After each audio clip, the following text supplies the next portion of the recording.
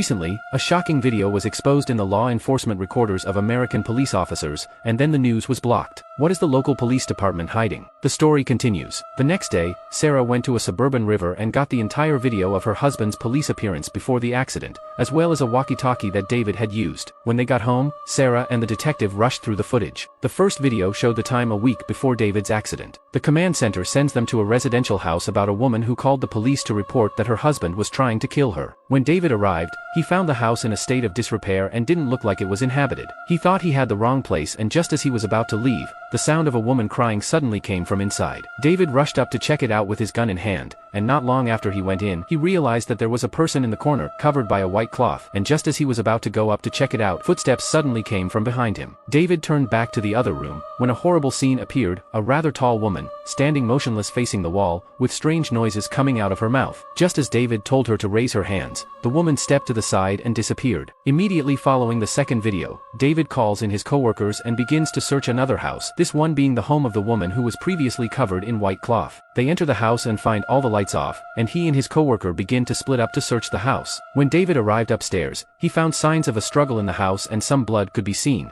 so he hurriedly called for backup on his walkie-talkie. Just then, he noticed that the light in the restroom was on, and he was just about to enter the restroom to check it out when a masked, long-haired man with a knife slashed at him. David hurriedly shot the masked man and repelled him. Just as he chased him out to check on him, he realized that the masked man had already been shot and killed. However, the horrible thing was that even though the masked man was dead, there was a strange ringing sound coming from a place not too far away. David went over only to find a man with his hands tied, kneeling underneath an altar-like with an eye-like symbol behind it. That's when Sarah suddenly remembered that they had also found the symbol on the wall that day when they broke into the hospital at night, so Sarah asked the detective to investigate the symbol. Within a few days, the detective found a local aborigine who was a descendant of a shaman named Benny. Benny told Sarah that the symbol was a symbol of the shaman's witch territory. Your husband most likely violated his territory and was taken by the witch. Sarah offered to pay a heavy sum of money for Benny's help in finding out what happened to his husband. Benny listened and gave Sarah a creepy look in the eye before handing her a videotape and telling her to bring a personal item of her husband's tomorrow night after the moon rises and then follow the address to find him. Sarah doesn't believe Benny at first, but after watching the video,